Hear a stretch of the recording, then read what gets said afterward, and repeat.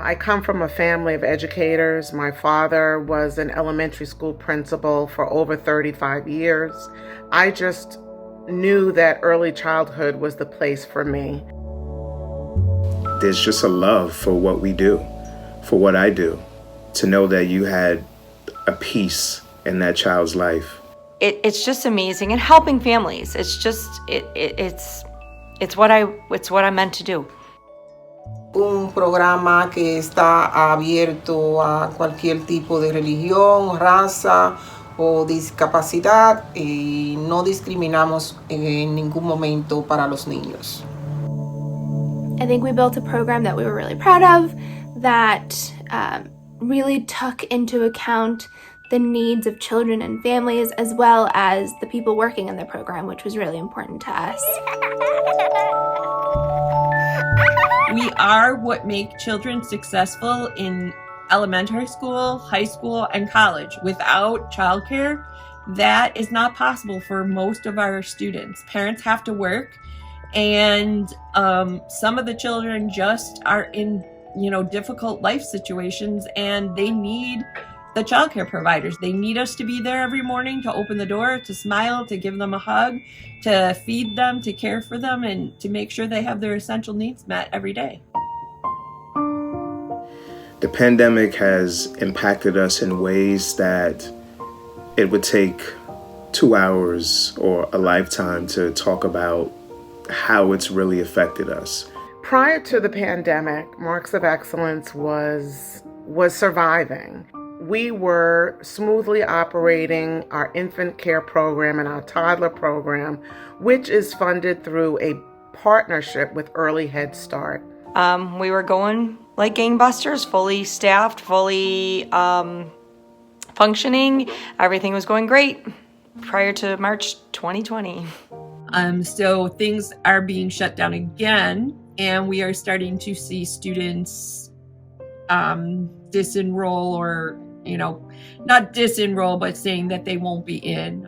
Our assistant teacher, shortly after the town hall, also said she had to leave. She had to make a choice that was best for her family, and she was nervous about Honeybird's future. Her partner was laid off, and she had to make a choice that was best for her family. So she took a different job that had a little bit more job security than a half-empty preschool. You have 20 to 25 children that I've been cut from. Now your bills don't change, everything else stays the same. And with minimum wage rising every year, that has been my main focus. Staff do deserve more. Providers deserve more money. We have unfunded mandates that continually channel us, but no increased subsidies. The other thing I've had to do due to the COVID-19 pandemic is hire extra staff. We are now also doing virtual learning for 4 children during the day. It is a lot. It is a lot. One staff member, minimum of 1 staff. Sometimes I have 2 staff members, depending on if we have 2 or 4 kids here, just focused on virtual learning.